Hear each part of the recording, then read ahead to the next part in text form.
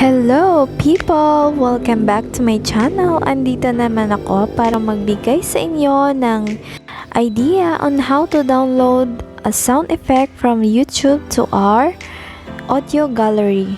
But before that, kung hindi pa kayo nakapag-subscribe sa channel ko, ay mag-subscribe na kayo and click the notification bell para updated kayo lagi sa mga susunod kong upload na video.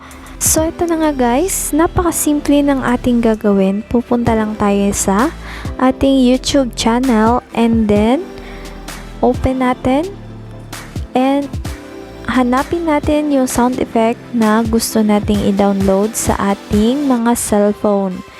And then, for example na lang ay ito.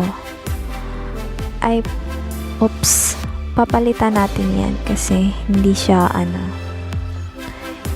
ito yung dapat nating piliin para swak dun sa ating pag-e-edit ng ating video. For example, ito. Ayan, copy link and then home tayo. Punta naman tayo ngayon sa Google para i-search natin ang converter.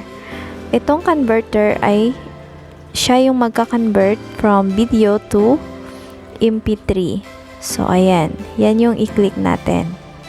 Pagkatapos nating i-click yon ay i-paste naman natin yung link na nakopy natin from YouTube. And then, convert. Madali lang talaga siya, guys. Pagka ganyan na, download mo lang.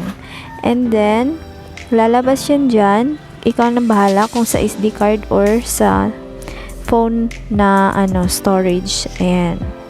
Sobrang bilis lang. Hayaan mo na lang yung nag-pop up dyan. Ayan. Open.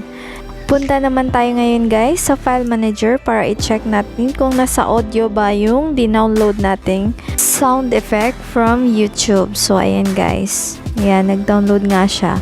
So, ayan na nga guys. Sobrang dali lang po talagang gawin. So, kung sana ay makatulong itong video na to sa mga wala pang idea dyan. So, thank you for watching guys and see you on my next video. And please, paki-subscribe naman kung hindi pa kayo subscribe and click the notification bell and paki-like na rin. Thank you guys!